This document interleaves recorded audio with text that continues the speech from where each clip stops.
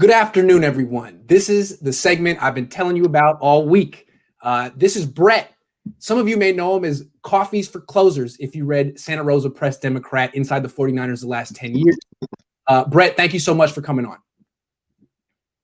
Thank you so much for having me, Grant. I've really been looking forward to this. So here's why you need to know here's why you need to listen to this show. In 2016, Brett put himself on the map when everyone was arguing whether Jared Goff or Carson Wentz was the best quarterback in the draft. Early on, I want to say during the season, he said it was Dak Prescott. He was right. Next year, just to outdo himself while everyone was arguing Mitchell Trubisky or Deshaun Watson, he said early on, Patrick Mahomes, you have no idea how many times I told him, dude, you're wrong. It's Mitchell Trubisky. And how he really stuck to it and was right. 17. In 18, he got Allen. Last year, he knew that it was going to be Herbert over Tua. He's got an impeccable track record. So what I want to ask, first off, Brett, how did you identify Dak and Patrick Mahomes so early on? Really both of them came down to kind of finding these obscure articles that really talked more about the personal background of who they were, as human beings, even before being football players. And one article that I found on Mahomes that really stuck out was it had talked about how his father was a professional baseball player and how he always took Patrick with him everywhere. He was always in the locker room. He went on the road games with him. And so that kind of told me that this was a guy who's going to have zero problem transitioning into an NFL locker room. He's going to walk in there and, like they say, he's going to feel like he's been there before. There's going to be no sense of awe. There's going to be no sense of looking at these stars. There's no starstruck. He's just going to be able to walk in there and basically act like he's been there before. It's when you're really trying to distill down what's going to separate these guys out, you just have to look for these little tiny nuggets, and you just kind of gleam onto those. And you think, when you have two guys that are equal or similar in some ways, that's going to be what's going to separate these guys out. What are they like as people? What kind of experience, what kind of history do they bring to the team? And having that kind of background of being around professional athletes his whole life, I just knew that when this guy walked into the big stage, it wasn't going to feel like a big stage. It wasn't going to be any different than what he's already experienced before. And I just felt that was going to really give him a leg up. And of course, when you looked at him on tape, there was no question about the physical, skills that he had. It was just going to be a matter of, was he going to be able to transition to the NFL? And I felt like, some of the articles I found about him as a person, as his character, told me he was going to have the strength of person, that he was going to be able to handle the person, or challenges he was going to face. And I found something very similar to Dak. There was an article about his family, his upbringing. And this was a guy that, from the very beginning was, a first in, last out kind of a guy. And it was a strength of character kind of, article again. And these were the two things that at those times was kind of setting them apart for me. Their body of work on the field, again, you can look at these guys and they all end up looking the same when you're looking at them on tape. So you have to find something in the background that separates them out. And so for both of those guys, it was really articles about their character, about who they were as human beings, that really kind of set them apart and caught my attention early on. And then when you really looked at them, there was just no question that these guys were special. So you're looking at the non-coachable traits, the intrinsic traits, and it's not necessarily arm strength or speed for a quarterback. It's these subtle things. Yeah, absolutely. You have to look at the things that you can't fix. The vision, and that's one of probably the things I'm always looking for most in a quarterback is when he steps out on that field. Does he see his receivers? Does he see the field? You can't teach that. There's just no way to teach that. The pocket awareness is another big one. But arm strength. Yeah, I mean, NFL, support teams, the trainers, they can fix arm strength. They've got ways through the mechanics, through, working out, through becoming stronger physically.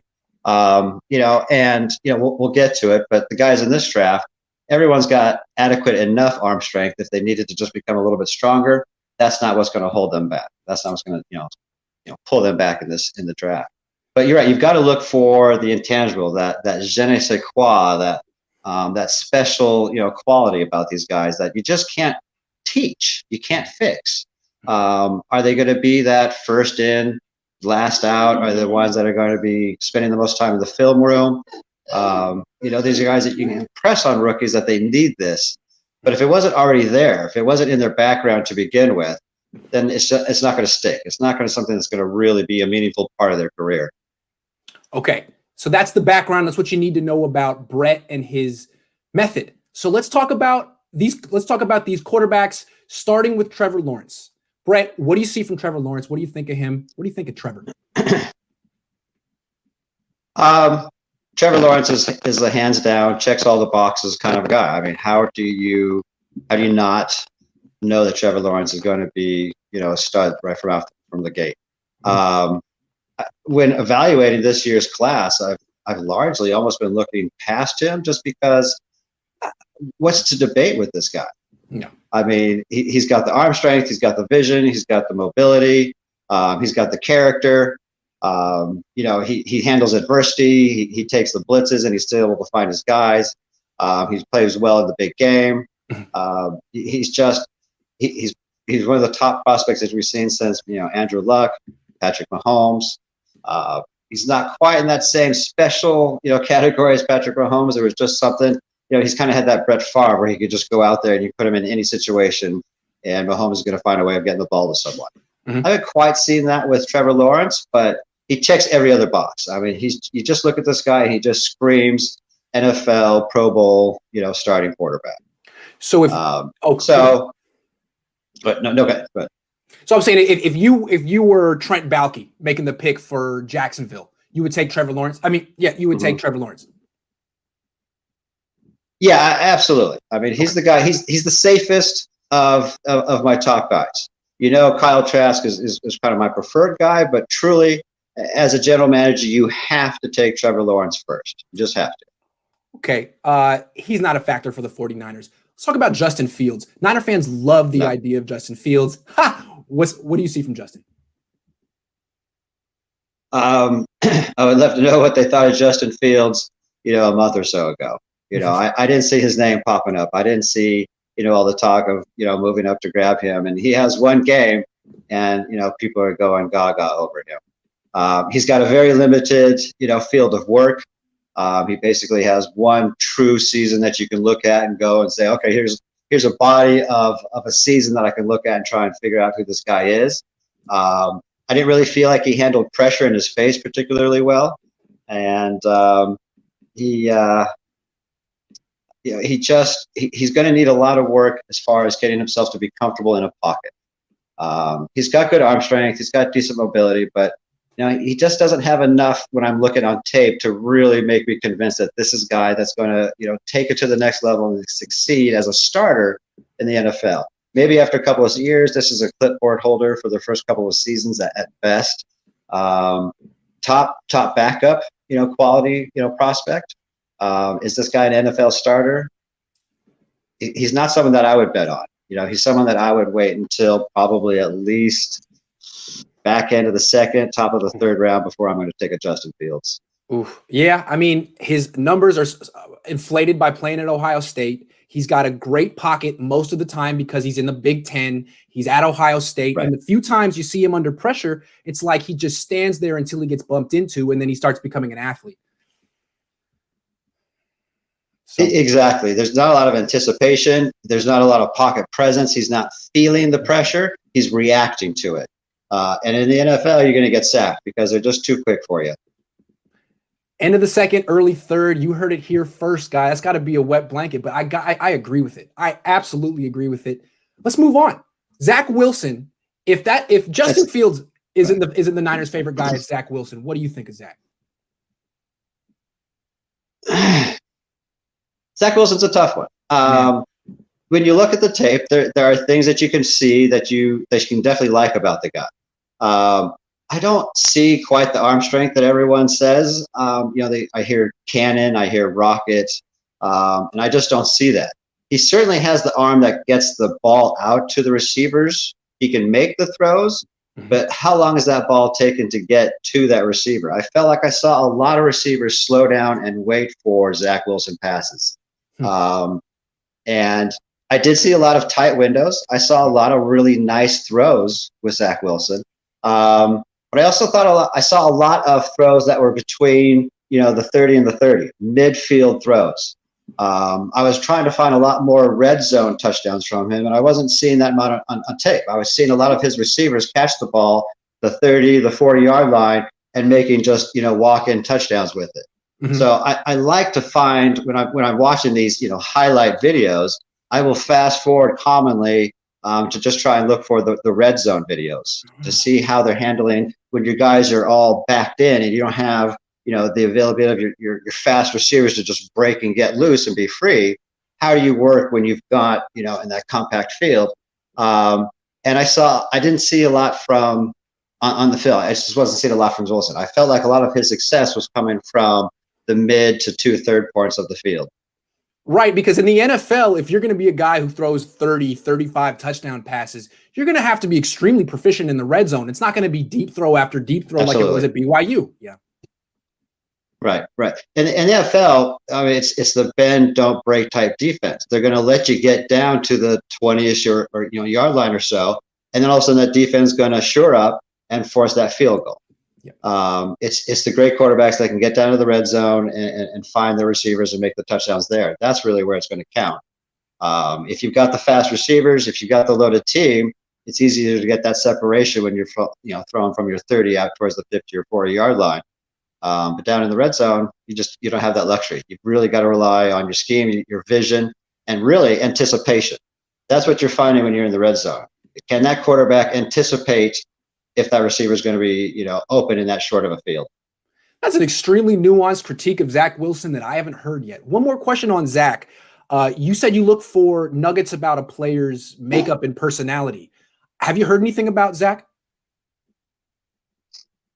I have heard. I've read specifically that single report about him being kind of a spoiled brat. He's got the rich uncle, I think it was JetBlue or something along those lines. I've looked. I've really tried to find other reports that would substantiate that. Not ones that would say the exact same thing, but just something similar to it that would give some kind of report. And I haven't found it. That doesn't mean that one particular report is false or that it doesn't draw an accurate picture. I would have preferred to have found more. And when I say prefer, if that was the case, I would expect to see more of that. And I'm not really finding it. But again, that doesn't mean that it's not true. Someone said it. They had a reason for saying it, obviously. But anyway, I have not seen that, and specifically anything else about that on Wilson. The thing I will say about Wilson is that he had a lot of time to throw. When he would drop back, he just had lots of time to sit there and wait for those receivers to be open. He made some beautiful throws. I mean, I don't want to take that away from the guy. He throws some really nice passes into some tight windows. But when you're just sitting back there with no pressure and no need to really, move around in the pocket, it's a lot easier to make those kinds of throws. And so I wasn't terribly impressed necessarily with his throwing ability because he wasn't doing it under pressure. He would make some nice, moves, lateral moves out of the pocket. He is a good athlete. I do think there's a lot of good traits to work with Zach Wilson. But I just don't know what that guy's going to be like when he doesn't have a good offensive line. How's he going to be like when he's got the pressure in his face? I didn't see that. We don't have anything to base that on. He basically was just he might as well just been out there in shorts. He could have been a scouting combine, with the kind of adversity he was facing behind that offensive line. Yeah, and I would also imagine that the speed of the game is going to be a little shocking for him at first. It's a big jump. Right. Yeah. Right. Okay, absolutely. One thing I want to say is, on the negativity, when I start looking at a player and I start getting, somewhat excited about a player, the first thing I want to do is I actually go out and I try and find as much dirt on that player that I can, because I want to find that before I'm emotionally invested in a player. Because once you start liking a guy, you're going to kind of scan past those articles that might not, sound like what you want to read. Mm-hmm. So go and find the dirt before you fall in love with a guy, because you're going to be much more objective at that point. And also, once you do fall in love with a guy, don't look past the videos that are not, glowing of him. You need to see both sides of it if you're going to stay objective of it. And you're going to find that, you might have a draft crush early on that you suddenly kind of fall out of love with, and that's okay. And that's good advice for life too.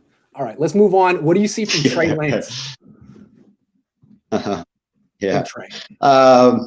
Yeah, I've certainly taken a lot of heat for my comments about Trey Lance. I really see the guy more as a running back who, plays quarterback. Mm-hmm. And in college, that's fine. You can have a lot of success with that. But there's no team, there's no general manager, coach, or scout out there that's looking for a running back that also plays the quarterback position. They want a quarterback first and foremost. They want a guy whose strength lies in his ability to drop back, read the defense, sit in the pocket, and pass. And that's just not what Trey Lance has shown to do. He shows to be a great runner, great instinct, to know when to run.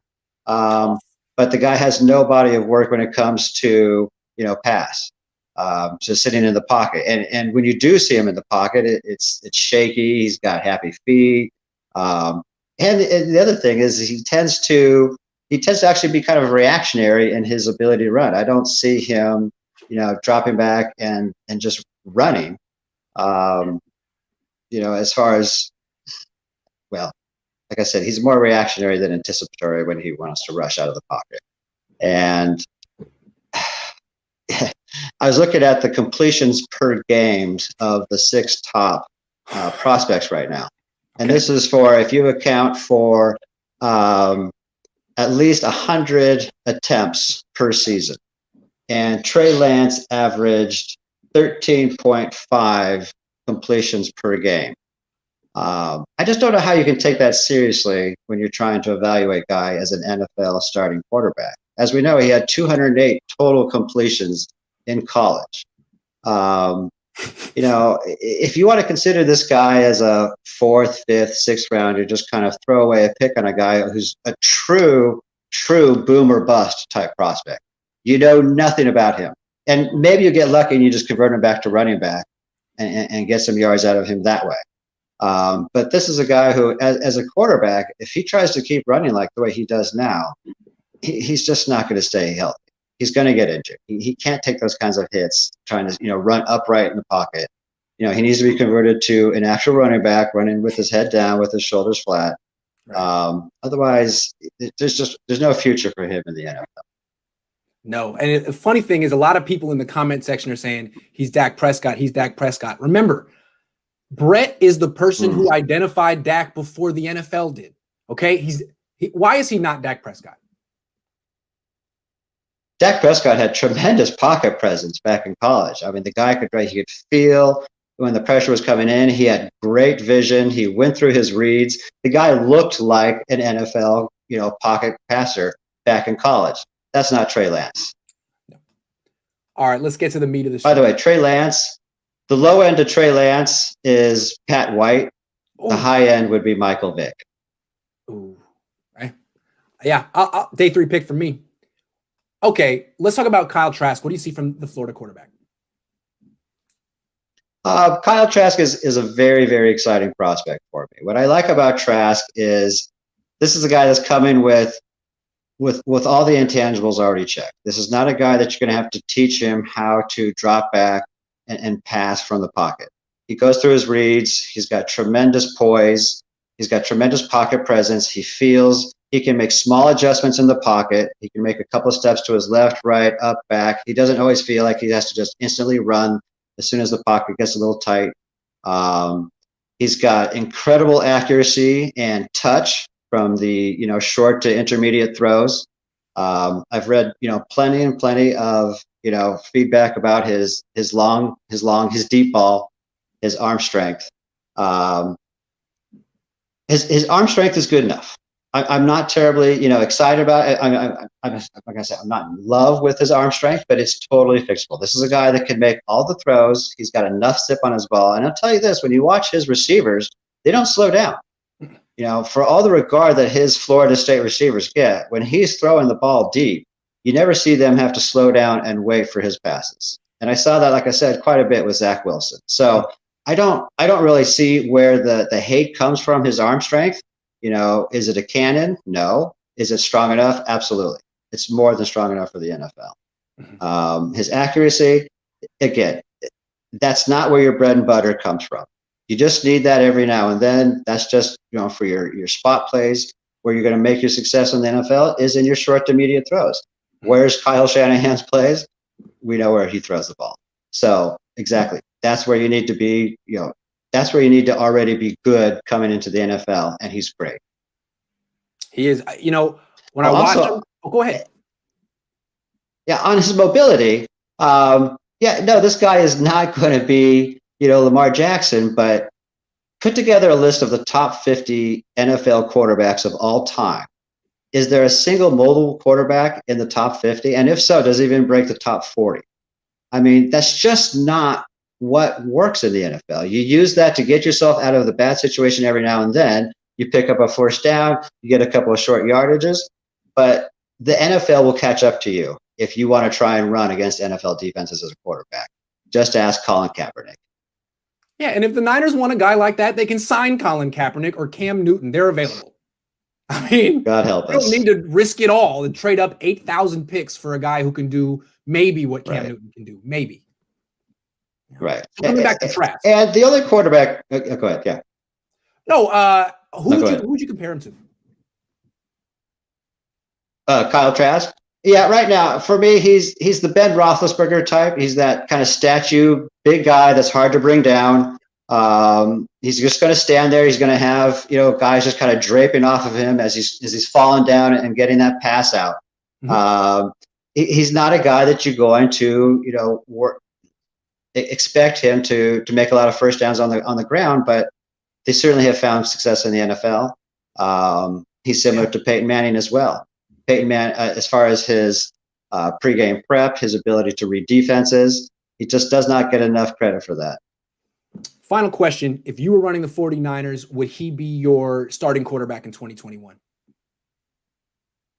Based upon where they're going to be drafting, yeah. I would love to see San Francisco make one or two trade backs to the back third of the first round. I feel that's where Kyle Trask's best draft spot would be, somewhere between spot 20 and 30. That's where I'd love us to get drafted. We could pick up maybe another second or third round pick. And then, we could pick up Kyle Trask at the back third of the first round.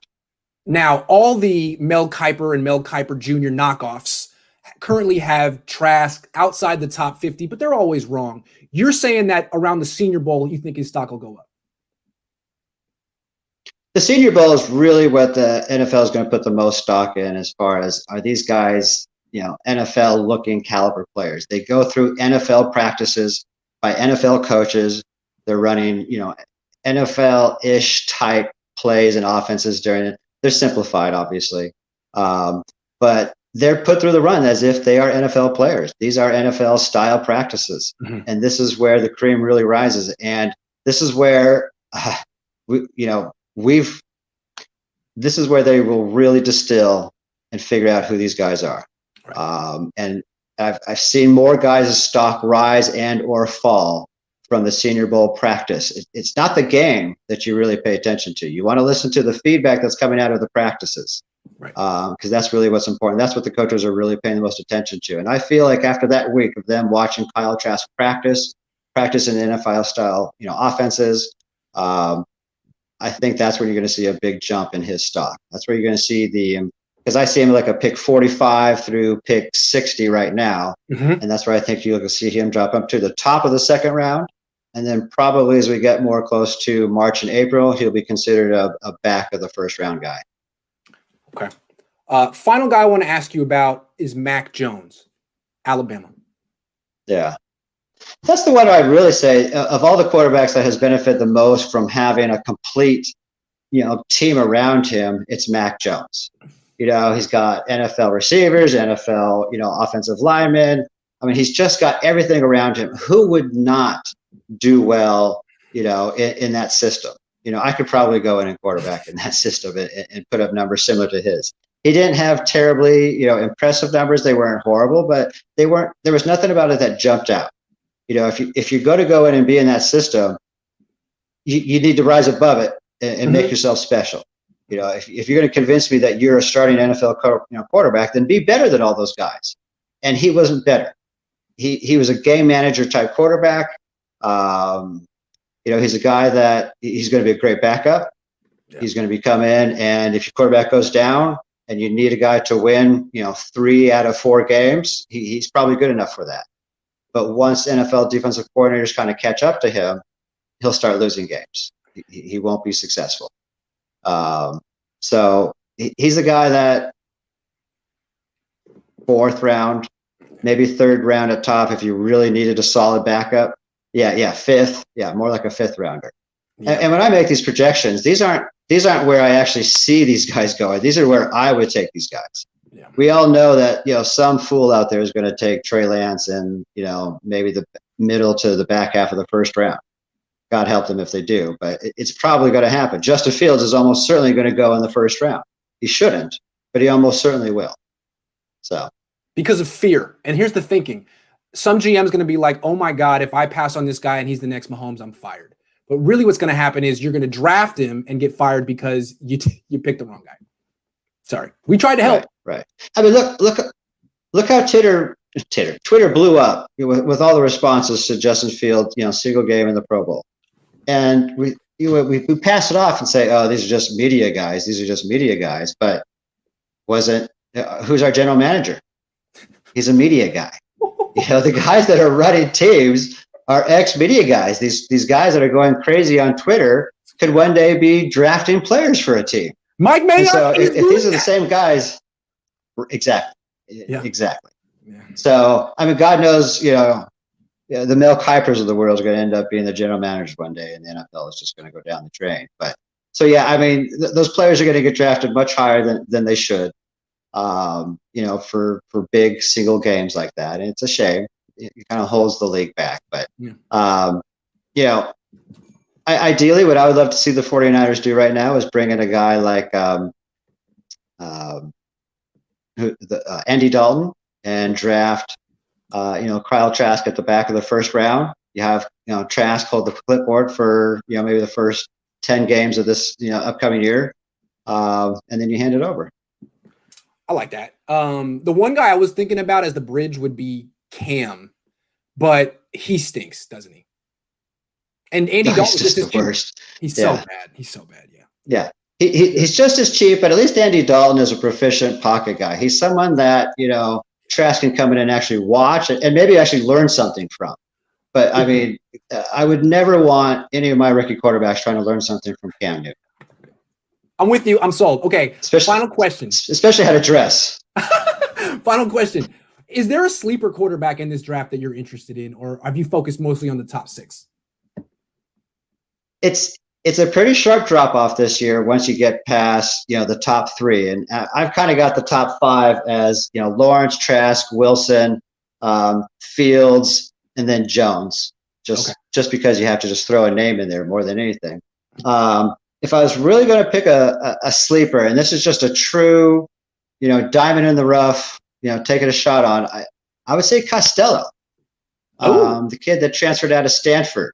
When you look at it, I like the makeup of your Stanford quarterback. Obviously, you've got a smart kid. I got to look into, exactly why he transferred out, what the story behind all of that was. But yes, he was successful. He was a productive quarterback. And he's kind of sitting there, and this is a guy that's going to be an undrafted free agent. You can get him for nothing. You can sign him, let him sit on a practice squad for a couple of years, and maybe he turns into a really solid backup one day. This is not, this is not a draft where that diamond in the rough that's considered a 5th or 6th rounder is going to jump into your 1st round. That just doesn't exist this year. Let me ask you about 2 more seniors who are going to be at the Senior Bowl, who I've watched very little of. But I've heard about Kellen Monde and Jamie Newman, athletes. Yeah. Are they worth it? Kellen Monde, I've kind of looked at. I wish there was more from him, production wise, a little bit, more to watch from him. I think he's a quality backup type guy. You could actually draft him, spend a 4th, 5th round on him and not feel too terrible about that. Mm-hmm. This is not a guy that's going to be a starter in the NFL. This is a guy that you can count on to win. If you have 4 games that you're going to be without your starter, you can win 2 or 3 of them for you. Yeah. And that's really all you need from your backup in the NFL. Yeah. There's nothing to be excited about the guy, but yeah, he could be a good backup. Okay. Those are my questions. If anyone has any questions for Brett, you got him now. Throw him in now. If you don't believe him, if you do believe him, let us know. If not, I'm gonna let him go back to scouting because he's got a lot of quarterbacks to watch. Right. Horatio said, "Is Kyle Trask ready to start day one?" Mentally, yeah, I think Kyle Trask is the kind of guy that could come in if he had a full summer. If he had a proper offseason, this is a guy that could come in. He's going to struggle. Even Trevor Lawrence is going to struggle through the first 8 to 10 games of a season, just because the NFL is what it is. This is the jump even for the top prospects is going to struggle. Peyton Manning had a tough first year. I mean, it is what it is. So, but can he? Yeah, I think Lawrence and Trask are really the two guys that I think are the only ones that can come in and, if had to, start week one and not just be a complete, total dumpster fire disaster. Grant Cohn says, Brett, if we don't draft, who's the best quarterback to make a trade for? Now, remember, Brett is on board with signing Dalton and drafting Trask, which I think – do you think the Niners can trade Jimmy or do they have to cut him? I don't see why you don't just – I mean, if you could trade him, God, that's great. Sure. I mean, recoup something. If you could trade – I would love one of those Alex Smith 2 second-round pick type trades, but I just don't know if he's really perceived with that much value at this point. And given how much in the air and how it's kind of known that we're on the fence with the guy, I mean, they're trying their best now to put all that toothpaste back in the tube. But, I just don't know that we could get that much really for him. If we could, absolutely. But there's no loss at this point in cutting him. We're not, we'll have money gained from losing him if we cut him. But yeah, if we could trade him, I absolutely would, dump Jimmy. I just don't know what you could get for him. But who would we trade for? Yeah, would you be into like a Stafford guy or a Ryan guy or anything like that? I do love Matt Ryan. I don't know what is he, 37 at this point? I don't know if I would trade. Just turned 36? No. Okay. I don't know if I would be willing to trade draft capital or high draft capital for the 36-year-old quarterback at this point, because it's too much of your future. Those are draft picks. Those are future players that you're going to trade. And how long is Ryan really going to be with you? He has only missed 3 games, and that's fantastic, but that's up to this point. And going on 36, you just can't rely on that being the case going forward. I love Matt Ryan. I think he's been one of the underappreciated quarterbacks of the league. And if we had an opportunity to get him 2-3 seasons ago, absolutely. And I think our fortunes would have been completely different. Stafford's been just too inconsistent throughout his career, way too up and down. You just never know which player is stepping out on the field for you. He's got a great arm. I do love the guy. He's a quality guy all the way around. But I've never felt secure about which quarterback is going to be stepping out on the field each Sunday for you. Could it be a short-term Band-Aid? Possibly. But I really think the problem with the idea of the Niners trading for quarterback at this point, or I should say drafting a quarterback, to come in as their starter, is their mindset right now is they do want to win now. I don't think they see themselves in any way as, rebuild or build mode. And they want to be able to go out and win, 12, 13 games next season. They're not going to be okay with, having a rookie come in and make excuses for having another 7, 8 win season. So yeah, I think, trading for a veteran or getting someone in there like that is probably most likely, what they would want to do. And I would love to get Matt Ryan. I just think Stafford's too much of a question mark. And I don't know who else really out there is worth going Sam for. Darnold? No. Yeah, no. Matt Ryan, could you trade Eric Armstead for him? Oh, gosh. Maybe Mike. They're cousins. Yeah, right. Gabriel Morales says, both Grant and Brett, do you guys believe we will draft an offensive lineman in the first round? I certainly think that if they did, I wouldn't hate the idea of it. I think at this point they are pretty committed to sticking with Jimmy Garoppolo for one more season. I really don't think that they are going to move on from him. I think that they feel like he is good enough. And I really think that they are relying on that. You know, they know that he did take them to the Super Bowl. You can't argue with that fact. I mean, did he have a hand in them not winning it? Yes, absolutely. But then again, they're going to convince themselves, when you look at everything it would take to replace Jimmy Garoppolo, either through draft picks, through, you know, whatever it would take, to then wait for this next person to, you know, get up to speed. And it just makes more sense from their perspective, I'm sure, to just stick with Jimmy Garoppolo and try and build the team up around him. So yeah, I definitely do think they could definitely take an offensive lineman, because we certainly need one.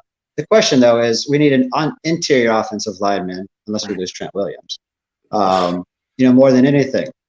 And if they don't trade back out of, you know, whatever they have, pick 12, how do you justify taking a guard or a center at pick 12? That's a tough sell. You know, I remember being shocked, whatever it was, 8-9 years ago, when the Cowboys took the center at pick 17, I think it was. I think we were all just like, holy crud, did they really just do that? Yeah.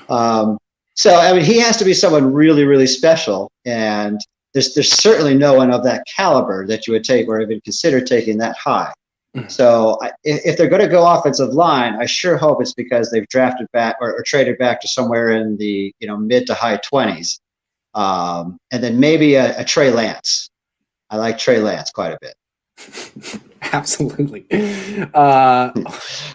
Do you have an opinion of Desmond? No, I'm sorry. I said Trey Lance. There's a center out there who has a similar name to Trey Lance, and I know I just said the wrong name there, but I don't have it written down. I thought you were being sarcastic. Yeah, no. Sorry, I just threw the name wrong out there. What do you think of Desmond Ritter? Have you seen much of him from Cincinnati? No, I really haven't paid much attention to Ritter. I've seen that name a couple times out there, so I was gonna, you know, kind of start looking into him a little bit more. But yeah, I don't have much of an opinion on him at this point. Hold on. Wait. Yeah. Someone says, what about Ian Book? Niner fans love Ian Book because he's from Sacramento. Yeah. Yeah. Again, I mean, what do you have for him to see, to look at? I mean, he runs around. No, this is not someone that you could consider. Yeah, exactly. Yeah, this is not someone that we're going to be considering, you know, for an NFL starting quarterback. All right. Well, if you guys have any more questions, you're free to ask them, but I think we should let Brett get back to his life. What do you guys think? Hold on. Okay, hold on. What do you think the Niners' best draft move is? Let's let you go out on this one. The best draft move. How would you handle it? They've got to trade back, first of all, because they really need to pick up more, you know, draft capital in the second and third rounds, because that's where the meat of this draft really exists with the positions that they need to pick up. I think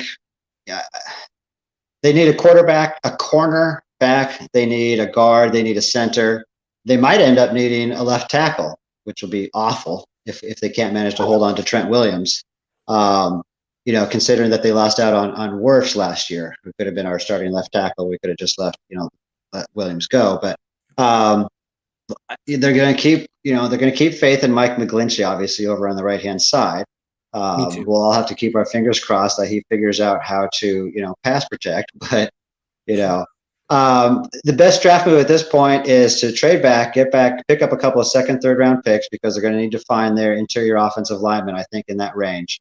And if they could draft, you know, a corner in the first round, that would be fantastic. If they feel like they want to grab, you know, Trask at the, you know, and wait for him and sit on him for a couple of years, I wouldn't exactly hate that. But no, with this team, with the idea of them holding on to Jimmy and just finding another backup, I think their best move right now is to go interior offensive lineman and corner with their first two picks. And hopefully they've traded back and picked up some more meat in the second and third rounds. Brett, we got one last bonus question, then I'll let you go. Julian says, do you think the Niners might trade someone big for a first or second, like the Buckner trade? Who? I mean, who would you want to give up? Yeah, I mean, that would be suicide. That would be suicide for the defense. You just can't make a move like that. We don't have that kind of gluttony. I mean, they felt like they had that, obviously, with Buckner and Armstead last year, and they were wrong because they, you know, over-evaluated Armstead. But you know, no, there's no one that we can sacrifice that another team's going to give us that kind of pick for in that range right now. Other than Jimmy Garoppolo. If someone wants to give us a second round or, a second and third round, my God, absolutely. Thank you, football Jesus. Oh man. Well, Brett, this was fantastic. You're phenomenal. Thank you so much for telling all of us how to scout quarterbacks, because no one really knows. Yeah, right. Obviously, no one in the NFL has figured that out yet. It's all a secret. It's all a mystery. Trent Baalke says it's a crapshoot. So for him it is. It definitely is for him. Oh man, he was bad. Thank you very much, Grant. This was a lot of fun. I really appreciate this. I hope we get to do something like this again. Well, absolutely. We are all smarter for watching this. Thank you so much, Brett. Talk to you soon.